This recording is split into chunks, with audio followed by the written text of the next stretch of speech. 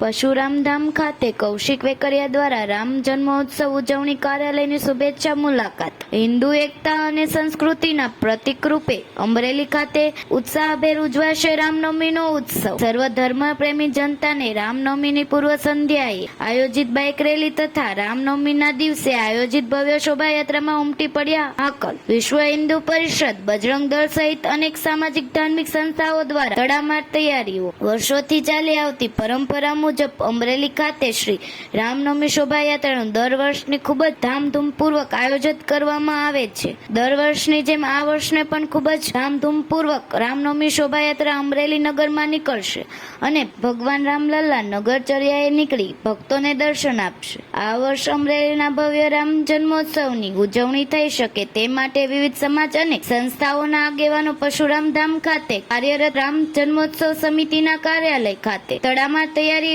કરી રહ્યા છે. વિશ્વ હિન્દુ પરિષદ, બજરંગ દળ, આંતરરાષ્ટ્રીય હિન્દુ પરિષદ સહિત અને સામાજિક એવં ધાર્મિક સંસ્થાઓ તથા શહેરના વેપારી અગ્રણીઓ રામ જન્મોત્સવ ઉજવવા અવિરત તૈયારી કરી રહ્યા છે. બજરંગ દળ દ્વારા રામનવમીની પૂર્વ સંધ્યાએ તારીખ 5 એપ્રિલના રોજ ભવ્ય બાઇક રેલી આયોજન કરેલ છે. તેમજ તારીખ 6 રામનવમીના રોજ અમરેલી શહેરના ભવ્યથી ભવ્ય આકર્ષક શોભાયાત્રા નીકળશે, જે રામનવમી મંદિર ખાતે પૂર્ણ થશે. જેમાં ઉપસ્થિત રહેવા ગુજરાત વિધાનસભાના નાયબ દંડક અને અમરેલી ધારાસભ્ય શ્રી કૌશિક વેકરિયાએ જાહેર જનતા જોગ આહવાન કર્યું છે. સદર મુલાકાત સમયે વિશ્વ હિન્દુ પરિષદના પ્રમુખ તેમજ બજરંગ દળ દ્વારા ધારાસભ્યનું સ્વાગત સન્માન કર્યું હતું. તેમજ હાજર સૌ ધર્મપ્રેમી યોદ્ધાઓ સાથે આરતીનો અનેરો લાવો લીધો હતો. તો ફરી મળીશું એક નવા સમાચાર સાથે. ત્યાં સુધી જોતા રહો લોક સામના ન્યૂઝ.